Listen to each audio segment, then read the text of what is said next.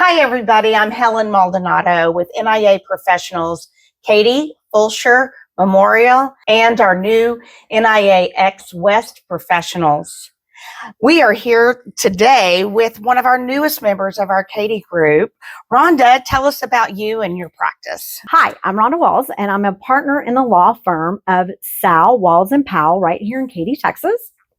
We're a general practice law firm that can handle most issues except personal injury, criminal law, and tax. I specialize in estate planning and probate. I'm very passionate about that particular subject because I want to make sure people ensure how their property will go to their heirs once they pass away and how they can avoid drama in their family by making sure everything is taken care of properly. There is always drama when somebody dies. I mean, that just happens. But if you can ease that by being prepared, right? Right. Preparing the family for the worst and hoping for the best is great. Way better than the other way around, for sure. Absolutely. And there's also other documents you can do, like a medical power of attorney in case you're incapacitated or you have Alzheimer's or dementia. You want to make sure you appoint that person that can get access to your medical records and make sure your health decisions are made and when you no longer can. Or if you can no longer handle your finances, to have the right person appointed that can make those financial decisions on your behalf. Something as simply as logging into the Social Security Administration and making sure your benefits and Medicare is handled properly. Yeah, that's true. All of that has to be done.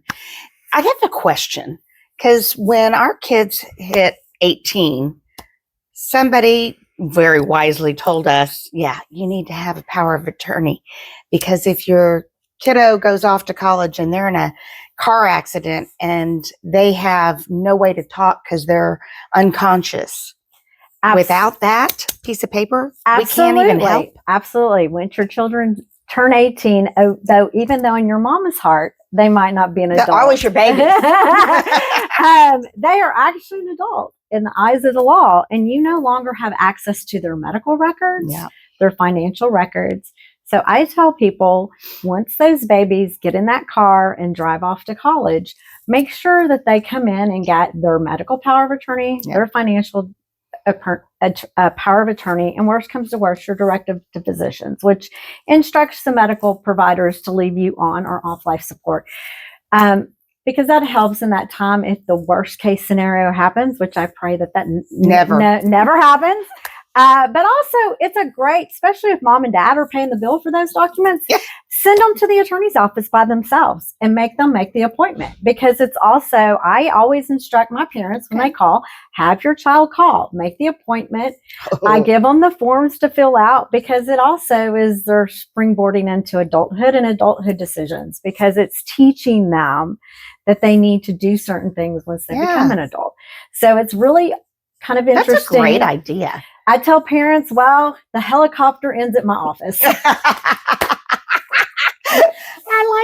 like that. Well, I mean, my husband, he's also an attorney, different type of law, but it's still important to educate your children in all those areas that they have no idea, and they don't know what they don't know. I even made my godchildren, who I've held from almost the moment they were born, they had to call me, they had to make an appointment, they had to drive to the office by themselves and fill out the documents. And they're like, well, what if I put one parent over the other? And I'm like, this is an attorney-client privilege. This is not godmother to godchild relationship. This is an attorney-client privilege, and I will not disclose which parent you pick to do what.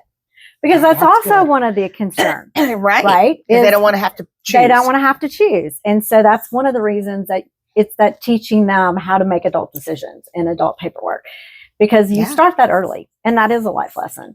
So I take care of my teens or young adults when they come into my office. And some actually need wills. That's true. Because some of them have won kind of large college scholarships. Athletes are rolling in NIL money these days. And That's right. Believe it or not, with working and stuff and those issues, they can have sizable amounts in their bank accounts that you might not really realize that have hit yet. And if they didn't open those accounts with beneficiary designations kind of hanging out there. So believe it or not, I've had young adults who have died without wills and those documents. And unfortunately, It's so sad. It's Absolutely. so sad. Absolutely. We all don't die when we're 110, unfortunately. That's true. That's true. Now, I also happen to know that you do quite a bit of charity work. Yes, I do. Can you enlighten us a little bit on that? I was very blessed as a high school student. My parents didn't have a lot of money, and so if I wanted to go to college, thankfully I qualified for the Pell Grant, but also that doesn't cover everything. So I went out searching for college scholarship, and I got Rotary scholarship when I was in high school, and that helped me attend Texas A&M. And so I am a believer that for what you're given, you have a duty and an obligation to give back. Absolutely. And I believe it should be 100-fold, not just 10-fold. I agree. As soon as I moved to Katy, I joined Rotary, and I've done a lot through that organization. Actually received every major Rotary award internationally that exists. We are amongst royalty, Rotary royalty right here.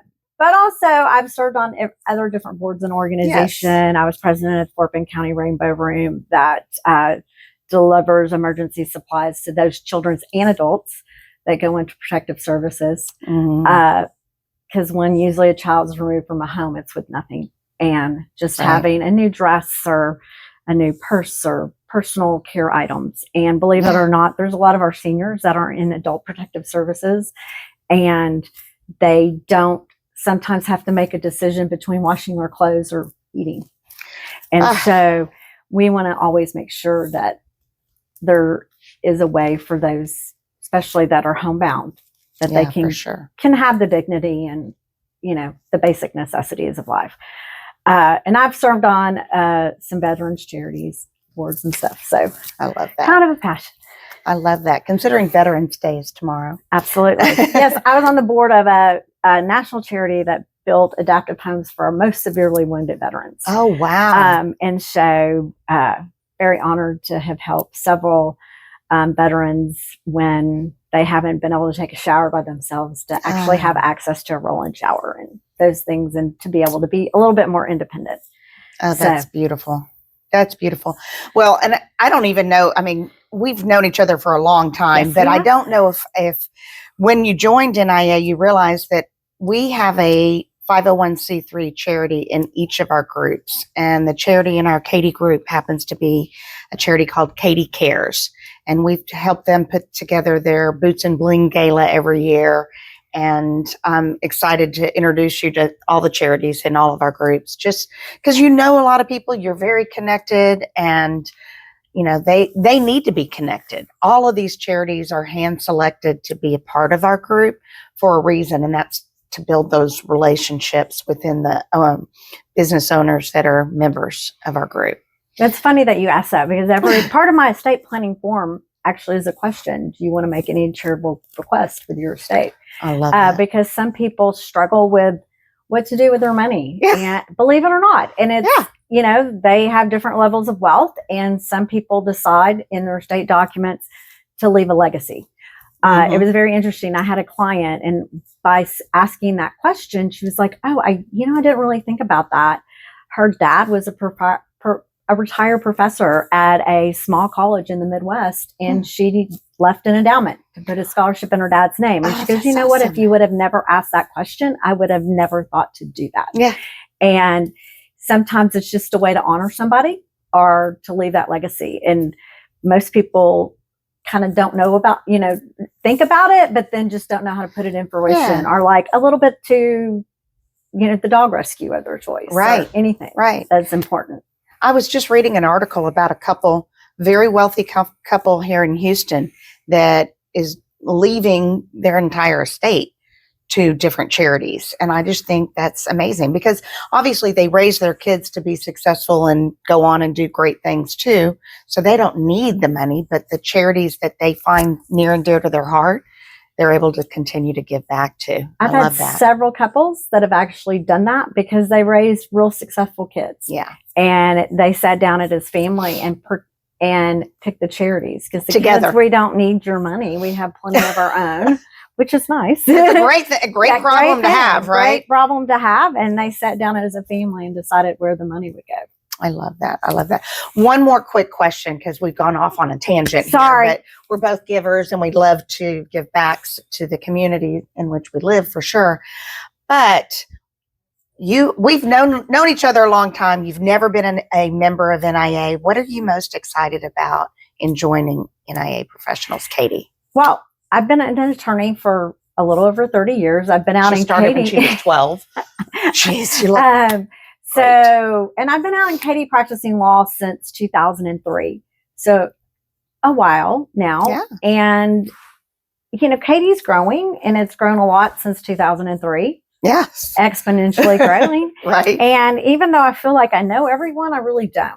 And as long as I choose to practice law, I want to be able to make sure that I continue to meet everyone in the community. And I know you can't meet everyone in the community, but a broad base of businesses. And for sure, part of it too, what I like about networking organizations is that it's also a way for me to meet service providers.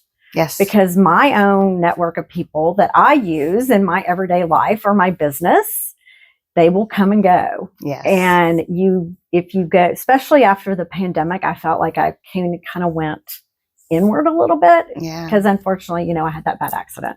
So I wasn't out for a couple of years because between the pandemic and me being in recovery from my accident, it took a moment, I needed something to force myself to get back out there, because once you kind of get out of practice, it's easier not to do it. Yeah, so for sure. I was looking, actually, it was opportune time because I've had to make a commitment to get back out there. Well, I'm honored to have you, and I know Oscar is too. Well, plus we love you. Thank you. And we love y'all. So we'll see y'all next time.